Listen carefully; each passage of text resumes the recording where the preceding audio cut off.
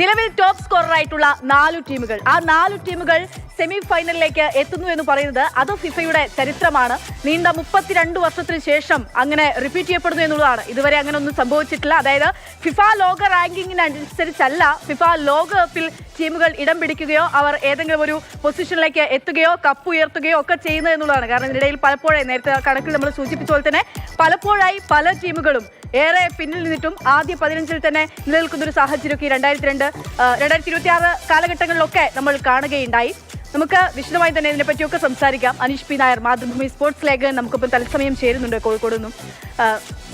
അനീഷേട്ടാ, അതായത് നമ്മളിപ്പം ഈ കണ്ട സ്റ്റോറി പോലെ തന്നെ ഈ ലോകകപ്പ് പലതരത്തിൽ ചരിത്രമാവുകയാണ്. ആ ഒരു ചരിത്രമാണ് ഈ 4 ടീമുകൾ, സ്പെയിൻ, ഫ്രാൻസ്, അർജന്റീന, ഇംഗ്ലണ്ട്, 4 ടീമുകൾ സെമി ഫൈനലിലേക്ക് എത്തുമ്പോൾ നമ്മൾ കാണുകയും ചെയ്യുന്നത്.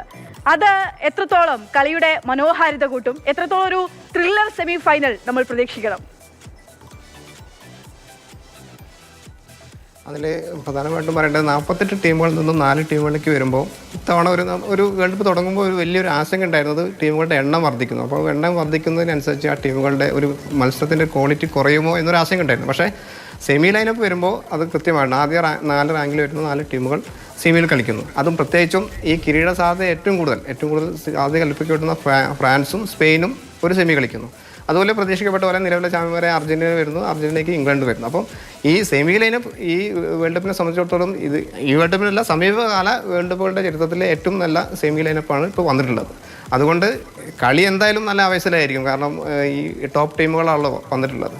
പിന്നെ ഇതിൽ സ്പെയിനിൻ്റെ അല്ലെങ്കിൽ ഫ്രാൻസിൻ്റെ ഒരു സെമീനെ പറ്റി പറയുകയാണെങ്കിൽ അതിലേക്ക് നമുക്ക് പോകാൻ തോന്നുന്നു. ആ സെമിയിലേക്ക് പറയുകയാണെങ്കിൽ ഏറ്റവും കൂടുതൽ ഇപ്പം എല്ലാവരും ഒരു ഭൂരിഭാഗം ആൾക്കാരും പ്രവചിച്ചത് ഒരു ഫ്രാൻസ് ആയിരിക്കും കിരീടം നേടുക. ഈ ടൂർണമെൻറ്റ് തുടങ്ങുന്നതിന് മുമ്പ് ഫ്രാൻസ് ആയിരിക്കും കിരീടം നേടുക എന്നായിരുന്നു പ്രവചിക്കപ്പെട്ടത്. അതുപോലെ അവർ സെമിയിലേക്ക് എത്തുന്നു. അപ്പം അപ്പുറത്ത് സ്പെയിൻ വരുന്നു. ഈ 2 ടീമുകളും ഒരു കളി എടുത്ത് നോക്കുകയാണെങ്കിൽ രണ്ടും വ്യത്യസ്തമായി കളിക്കുന്ന ടീമുകളാണ്. ഫ്രാൻസ് ആണെങ്കിൽ ഒരു വലിയ അറ്റാക്ക്, ഈ ലോകകപ്പിലെ ഏറ്റവും നല്ല ഷാർപ്പായിട്ടുള്ള അറ്റാക്കുള്ള ടീമാണ് ഫ്രാൻസിൻ്റെ. അതേസമയം സ്പെയിൻ്റെ നല്ല ഏറ്റവും നന്നായിട്ട് പാസിംഗ് ഗെയിം കളിക്കുന്നത്. സ്പെയിൻ കുറേ വർഷങ്ങളായിട്ട് പാസിംഗ് ഗെയിം കളിക്കുന്ന ടീമാണ്. അവർ ഏറ്റവും നന്നായിട്ട് പാസിംഗ്, അതായത് പന്ത് മറ്റുള്ള ടീമിന് വിട്ടുകൊടുക്കാതെ കളിക്കുക, അങ്ങനെ കളിക്കാനുള്ളതൊരു പ്രത്യേക കഴിവാണ്. അങ്ങനെ കളിക്കുന്നൊരു ടീമാണ് സ്പെയിൻ. ഈ 2 ടീമുകളും കളിക്കുമ്പോൾ പ്രത്യേകിച്ചും എംബാപ്പെ, ഈ ഫ്രാൻസിൻ്റെ ഒരു അറ്റാക്കിംഗ് ലൈനപ്പ് നമ്മൾ പരിശോധിച്ചാൽ എംബാപ്പെ, ഡെംബലെ, അതുപോലെ ഡിസൈർഡോവ്, മൈക്കിൾ ഒലിസ്, ഈ 4 പേര്, ഈ ഒരു 4 സംഘം, ഇത് ഈ ഒരു ലോകകപ്പിലെ ഏറ്റവും അപകടകാരികളായ ഒരു അറ്റാക്കിംഗ് നിരയാണ് ഫ്രാൻസിനുള്ളത്. മറുവശത്ത് നമ്മൾ നോക്കുമ്പോൾ സ്പെയിൻ്റെ കാര്യത്തിലേക്ക് നോക്കുമ്പോൾ സ്പെയിൻ ലാമിൻ യമാൽ എന്ന് പറഞ്ഞിട്ടുള്ളൊരു ഭാവിയിലെ ഒരു ഇപ്പോൾ തന്നെ സൂപ്പർ താരമാണ്, ഒരു ഇതിഹാസമാക്കി മാറാൻ സാധ്യതയുള്ള ഒരു പ്ലെയറാണ് യമാൽ എങ്ങനെ കളിക്കും എന്നുള്ളതനുസരിച്ചിട്ടായിരിക്കും സ്പെയിൻ്റെ ഒരു മുന്നേറ്റം. കാരണം യമാൽ ഒരു കളി ഒറ്റയ്ക്ക് മാറ്റി മറിക്കാൻ സാധ്യതയുള്ള അല്ലെങ്കിൽ കഴിയുന്ന ഒരു പ്ലെയറാണ് യമാൽ. അതുപോലെ ആ സ്പെയിൻ്റെ ഒരു പ്രത്യേകത റോഡ്രി എന്നൊരു മിഡ്ഫീൽഡർ അവർക്കുണ്ട്. എന്നുവെച്ചാൽ ബോക്സ് ടു ബോക്സ് കളിക്കാവുന്ന ഈ റോഡ്രി ആണ് മൊത്തം ആ ടീമിനെ മുന്നോട്ട് കൊണ്ടുപോയിക്കൊണ്ടിരിക്കുന്ന ഒരു താരം, ഈ അവരുടെ ഒരു പാസിംഗ് ഗെയിംസ്.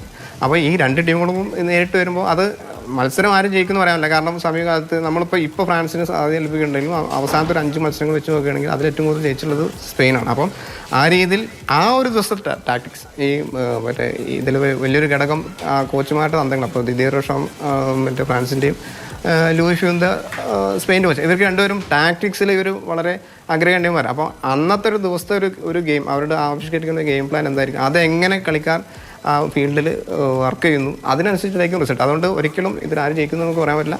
പക്ഷേ ഗംഭീരമായിട്ടുള്ളൊരു കളിയായിരിക്കും ആദ്യത്തെ സെമി എന്നത്.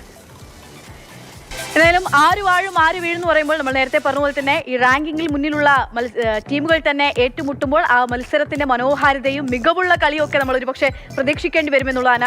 അതിനപ്പുറത്തേക്ക് ഇത് ആരും അങ്ങോട്ടും ഇങ്ങോട്ടും പന്ത് വിട്ടുകൊടുക്കാതെ ഒരുപക്ഷെ നമ്മളിങ്ങനെ പിടിച്ചിരുന്ന സ്ഥിതിവിശേഷത്തിലേക്ക് പോകുമോ? 2 ടീമിനെയും ആരാധകരെ സംബന്ധിച്ചിടത്തോളം ടെൻഷൻ അടിച്ച് മരിച്ചു പോകുന്നൊക്കെ തോന്നിപ്പിക്കുന്ന 90 മിനിറ്റുകളും അതിലധികമുള്ള സമയമുണ്ടെങ്കിൽ അതൊക്കെ ആയിരിക്കും ഉണ്ടാവുക എന്ന് വേണം ഒരുപക്ഷെ കരുതാൻ എന്നുള്ളതാണ്. ശ്രീ അനീഷ് പി നായർ നമുക്കിപ്പം തുടരുന്നുണ്ട്. അനീഷ്, അതായത് നിലവിലിപ്പം ഈ നമ്മൾ പറഞ്ഞു സ്പെയിൻ പിന്നെ ഫ്രാൻസ് ഏറ്റുമുട്ടുന്നതിനെ പറ്റി. അതിനപ്പുറത്തേക്ക് നിലവിലെ ചാമ്പ്യന്മാർ അർജന്റീന ഇംഗ്ലണ്ടുമായിട്ട് ഏറ്റുമുട്ടുമ്പോൾ നിലവിലെ മത്സരം തന്നെ അത് അവരും ഈ പറഞ്ഞ പോലെ ടോപ്പ് റാങ്കിങ്ങിലുള്ള 2 രാജ്യങ്ങൾ തമ്മിലാണ് ഏറ്റുമുട്ടുന്നത്. അതിനപ്പുറത്തേക്ക് കുറെ ചരിത്രവും ഒക്കെ ഇരുവരും തമ്മിലുണ്ട്.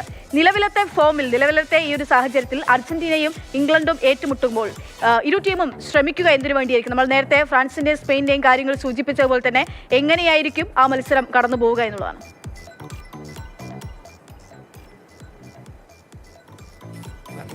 അർജന്റീന ഇംഗ്ലണ്ടിൻ്റെ കളിയുടെ പറ്റി നമ്മൾ വിശകലനം ചെയ്യുമ്പോൾ അതിൽ പ്രധാന ഒരു കാര്യം എന്ന് വെച്ചാൽ ഇവർക്കൊരു ചരിത്രപരമായ ഒരു പശ്ചാത്തലം കൂടിയുണ്ട് ഈ അർജന്റീന പിന്നെ ഇംഗ്ലണ്ട് പോരാട്ടങ്ങൾക്ക്. 1986 ആണ് ഒരു അർജന്റീന ഇംഗ്ലണ്ട് ഒരു ഫുട്ബോൾ ചരിത്രത്തിൽ തന്നെ അത് ഓർമ്മിക്കപ്പെടുന്ന ഒരു വേൾഡ് കപ്പാണ്. ആ വേൾഡ് കപ്പിലാണ് മറഡോണ ഇംഗ്ലണ്ടിനെതിരെ കൈകൊണ്ട് ഗോൾ നേടുന്നതും അതുപോലെ നൂറ്റാണ്ടിൻ്റെ ഗോൾ എന്നുള്ള ഒരു ഗോൾ വരുന്നത്. അങ്ങനെ അതുമുതൽ ഈ ഇംഗ്ലണ്ടും അർജന്റീന മത്സരങ്ങൾക്ക് ഒരു വൈകാരികമായ പശ്ചാത്തലം കൂടിയുണ്ട്. അതിനുശേഷം എന്നൊരു വേൾഡ് കപ്പ് ആണെങ്കിൽ 98 സിമിയോണി ബെക്കാമിനെ ഫൗൾ ചെയ്ത് അങ്ങനെ സിമിയോണിനെ ബെക്കാം ഫൗൾ ചെയ്തിട്ട് റെഡ് കാർഡ് വാങ്ങിയിട്ട് ബെക്കാം പുറത്തു പോകേണ്ടി വരുന്നു. അതിനുശേഷം 2002 ഇംഗ്ലണ്ട് തിരിച്ചടിക്കുന്നുണ്ട്, അർജന്റീനയെ തോൽപ്പിക്കുന്നുണ്ട്. അങ്ങനെ അതൊരു ഈ ഇംഗ്ലണ്ട് അർജന്റീന പിന്നെ ലോകകപ്പിലെ പോരാട്ടങ്ങൾക്കെല്ലാം ചരിത്രമായിട്ടുള്ളൊരു പശ്ചാത്തലവും വൈകാരികമായിട്ടുള്ള പിന്നെ ഒരു വൈകാരികത കൂടി അതിലുണ്ട്. അതുകൊണ്ട് തന്നെ ഇത്തവണത്തെ ഒരു മത്സരവും അതുപോലെ തന്നെ ആയിരിക്കും. ഇതിൻ്റെ ഒരു കളി ആ ഒരു കളിയുടെ രീതിയിലേക്കൊക്കെ ആണെന്നുണ്ടെങ്കിൽ ഇപ്പം അർജന്റീന ഇപ്പം ഇംഗ്ലണ്ട് മത്സരം നമ്മളിപ്പോൾ ഒരു കടലാസിൽ ഒരു കരുത്ത് വെച്ച് നോക്കുമ്പോൾ ഇംഗ്ലണ്ട് വളരെ അതിനപ്പുറത്തേക്ക്, അതായത് ഇത്തവണ എത്തുമ്പോൾ അതേ വൈകാരികതയും ഒരുപക്ഷെ അതേ വൈര്യവും ഒക്കെ പരസ്പരം ഉള്ളിൽ ഉണ്ടാക്കിക്കൊണ്ട് അല്ലെങ്കിൽ ഉള്ളിലേറ്റുകൊണ്ട് തന്നെയായിരിക്കും ഇരു ടീമുകളും ഏറ്റുമുട്ടുക എന്നുകൂടിയാണോ? അതെ, ആ രീതിയിൽ. അപ്പം അന്നത്തെ ഒരു വൈകാരികത ആ ഒരു രീതിയിലുള്ള ഒരു വൈകാരികമായ ഒരു പശ്ചാത്തലം ഇപ്പോൾ ഇല്ലെങ്കിൽ പോലും പക്ഷേ ഒരു കളിക്കളത്തിലേക്ക് ഒരു സെമി പോരാട്ടമാണ്. ആ സെമി പോരാട്ടത്തിലേക്ക് പോകുമ്പോൾ എന്തായാലും ഇംഗ്ലണ്ടിന് ഒരു വേൾഡ് കപ്പ് ഇപ്പോൾ അടുത്ത് ലോകത്തെ ഏറ്റവും മികച്ച ഒരു ഫുട്ബോൾ ലീഗ് നടക്കുന്ന ഒരു രാജ്യമാണ്. അപ്പോൾ ഇംഗ്ലണ്ടിന് ഒരു വേൾഡ് കപ്പ് അവർ ഒരുപാട് ആഗ്രഹിക്കുന്നുണ്ട്. അർജന്റീനയെ സംബന്ധിച്ചിടത്തോളം ഒരു വേൾഡ് കപ്പ് നിലനിർത്തുക എന്നുള്ള ഒരു ഘടകം കൂടിയുണ്ട്. അപ്പോൾ മിക്കവാറും മെസ്സിയുടെ ഒരു അവസാനത്തെ വേൾഡ് കപ്പ് എന്ന രീതിയിൽ അവർക്ക് മെസ്സിക്ക് ഒരു യാത്ര ഈ വേൾഡ് കപ്പോളം നൽകാം എന്ന് അവർ കരുതുന്നുണ്ടാവും. അതുകൊണ്ട് തന്നെ ആ ഒരു പോരാട്ടത്തിന് വൈകാരികതയുണ്ട്, അതിൻ്റെ പോരാട്ട വീര്യം കൂടും. പിന്നെ ഇതെന്ന് വെച്ചാൽ ഈ വേൾഡ് കപ്പിൽ ഈ രണ്ട് ടീമുകളും നന്നായി കളിച്ചിട്ട് കയറി വരുന്ന ടീമുകളാണ്. അപ്പം ആ ടീമുകളുടെ ഒരു ഇപ്പോൾ ഇംഗ്ലണ്ടിനാണെങ്കിലും ഇപ്പോൾ ഹാരി കെയ്നും ബെല്ലിംഗ്ഹാമിനെ പോലുള്ള പ്ലേയേഴ്സ്, അപ്പുറത്ത് മെസ്സിയെ ഇപ്പോൾ അർജന്റീന ആണെങ്കിൽ മെസ്സി കേന്ദ്രീകൃതമായിട്ട് കളിക്കുന്ന ടീം. ഈ രണ്ട് ടീം കളിക്കുമ്പോൾ നമുക്ക് പ്രെഡിക്റ്റ് ചെയ്യാൻ പറ്റില്ല എന്തായാലും മത്സരം ഏ രീതിയിലേക്ക് മുന്നോട്ട് പോകാന്നുള്ളത്. പക്ഷേ ആ ഒരു മത്സരത്തിൻ്റെ ഒരു തീവ്രത എന്തായാലും കൂടും. കാരണം ഈ നേരത്തെ ആദ്യത്തെ സെമിയെ പറ്റി പറഞ്ഞ പോലെ തന്നെ ഇംഗ്ലണ്ട് ഇത് രണ്ട് ടീമുകൾ നമ്മൾ കളിക്കുമ്പോൾ അന്നത്തെ ഒരു ടാക്ടിക്സ് തന്നെ ആയിരിക്കും ഇതിലെന്തായിരിക്കും ഒരു ഫൈനൽ വിജയത്തിലേക്ക് ഇവരെ എത്തിക്കുക. അതായത് ഇതിപ്പോൾ പ്ലേയേഴ്സിനെ നമ്മൾ ഇൻഡിവിജ്വൽ എടുത്തിട്ട് കാര്യം ഉണ്ടാവില്ല. അന്ന് നമ്മൾ പ്രീ ക്വാർട്ടറൊക്കെ കാണുമ്പോൾ തന്നെ അറിയാം നമ്മൾ ഈസി ആവുമെന്ന് വിചാരിക്കുന്ന പല മത്സരങ്ങളും വളരെ ടഫായിട്ടുണ്ട്. അല്ലാത്ത രീതിയിൽ ഇപ്പോൾ നമ്മൾ നന്നായി കളിക്കുമെന്ന് വിചാരിച്ച ടീമുകൾ വളരെ മോശമായിട്ട് കളിച്ചിട്ടുണ്ട്. അപ്പം ആ ഒരു ദിവസത്തെ ഒരു കളി അതിൽ ഏത് രീതിയിലായിരിക്കും ഒരു ടാക്ടിക്സ് നടപ്പാക്കുക എന്നുള്ളതായിരിക്കും ഈ ഒരു മത്സരത്തിൽ പരിശീലകന്മാർ എങ്ങനെയായിരിക്കും കളിക്കളത്തിലേക്ക് അവരെ ഇറക്കുക. ഇത്തവണയൊക്കെ ആഫ്രിക്കൻ രാജ്യങ്ങളുടെയൊക്കെ അതിഗംഭീരമായിട്ടുള്ള പെർഫോമൻസ് നമ്മൾ കണ്ടു എന്നതിൽ ഒരു തർക്കവുമില്ല. ചെറിയ രാജ്യങ്ങൾ, പേര് പോലും അറിയാത്ത രാജ്യങ്ങൾ വന്ന് വിറപ്പിച്ചു പോവുകയും നമ്മുടെയൊക്കെ ഹൃദയം കവർന്നെടുത്ത് പോവുകയൊക്കെ ചെയ്തിട്ടുണ്ട്. അതൊരു യാഥാർത്ഥ്യമാണ്, വസ്തുതയാണ്.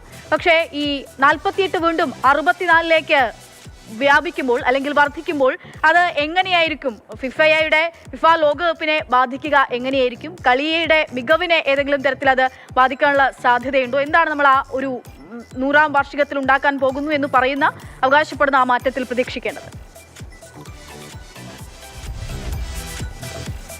ടീമിൻ്റെ ഒരു മാറ്റം ഇപ്പം 48 ടീമായി ഈ വേൾഡ് കപ്പിലേക്ക് വന്നപ്പോൾ അതിൻ്റെ ഒരു ക്വാളിറ്റി കളിയുടെ ഒരു നിലവാരത്തിൽ വലിയ വ്യത്യാസം വന്നിട്ടില്ല. നമുക്ക് പറയപ്പെടും ഇത് നേരത്തെ പറഞ്ഞ പോലെ തന്നെ കോൺകാപ്പ് അപ്പോൾ കേപ്പ് വെർദെ അല്ലെങ്കിൽ കുറാസോ, ഹേത്തി അങ്ങനെയുള്ള ടീമുകൾ അങ്ങനെയുള്ള ടീമുകളൊക്കെ ഒരു നല്ല പെർഫോമൻസിലേക്ക് വന്നിട്ടുണ്ട്.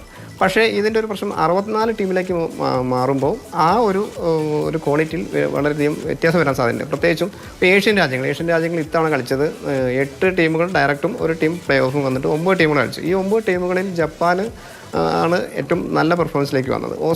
ഓസ്ട്രേലിയ നമ്മളെ ഇതിലാണ് കളിക്കുന്നത്, ഏഷ്യൻ കോൺഫെഡറേഷൻ കളിക്കുന്നത് ഓസ്ട്രേലിയ. ഈ രണ്ട് ടീമുകളാണ് നന്നായിട്ട്. ബാക്കി ടീമുകളുടെ പെർഫോമൻസ് വെച്ച് നോക്കിയാൽ അതോടെ കുറച്ച് നിലവാരം തകർച്ച വന്നിട്ടുണ്ട്. അതേസമയം ആഫ്രിക്കൻ ടീമുകളും കോൺകാഫ് ടീമുകളും നന്നായി കളിച്ചിട്ടുമുണ്ട്. പിന്നെ ഇതിൽ പ്രത്യേകമായിട്ട് നമ്മൾ ശ്രദ്ധിക്കേണ്ട സാധനം എന്താ വെച്ചാൽ ഈ 64 ടീമുകളിലേക്ക് ഉയർത്തുക എന്നുള്ളത് ഇപ്പോഴത്തെ ഫിഫ പ്രസിഡന്റ് ജിയാനി ഇൻഫാന്റിനോൻ്റെ ഒരു രാഷ്ട്രീയ ഒരു ഗെയിം കൂടിയാണ്. കാരണം ഇൻഫാന്റിനോയുടെ ഒരു സപ്പോർട്ട് ചെയ്യുന്ന രാജ്യങ്ങൾ ആഫ്രിക്കയും ഏഷ്യയും ഉള്ള ഫെഡറേഷനുകളാണ്. യൂറോപ്പിൽ ഫെഡറേഷൻ യൂറോപ്പിൽ നിന്നുള്ള രാജ്യങ്ങളുടെ ഒരു പിന്തുണ ഇൻഫാന്റിനോയ്ക്കില്ല. അപ്പം 64ലേക്ക് ടീമുകൾ വരുന്നത് ഈ ഫിഫയിൽ ഇൻഫാന്റിനോൻ്റെ ആധിപത്യം നിലനിർത്താൻ വേണ്ടിയുള്ള ശ്രമത്തിൻ്റെ ഭാഗം കൂടിയായിട്ടാണ് വേണ്ടത്. ഇതിൻ്റെ എണ്ണം കൂടുമ്പോൾ പിന്നെ ഈ എണ്ണം കൂടുമ്പോഴുള്ള വേറെ പ്രശ്നം എന്താ വെച്ചാൽ ഈ കളിക്കാർ ഇപ്പോൾ ഈ വേൾഡ് കപ്പ് നോക്കിയാൽ മതി. ഇത്രയും ഒരു മാസം കഴിയുമ്പോഴേക്കും ഒരു ടീം 6 മത്സരം കളിച്ചു. സാധാരണ രീതിയിൽ നമ്മൾക്ക് പ്ലേയേഴ്സൊക്കെ ഒരു സീസണിൽ ഒരു മാസമൊക്കെ വരുമ്പോൾ 4 മത്സരങ്ങൾ അല്ലെങ്കിൽ 5 മത്സരങ്ങൾ കളിക്കാം. ഇപ്പോൾ അത് 6ലേക്ക് എത്തുന്നു.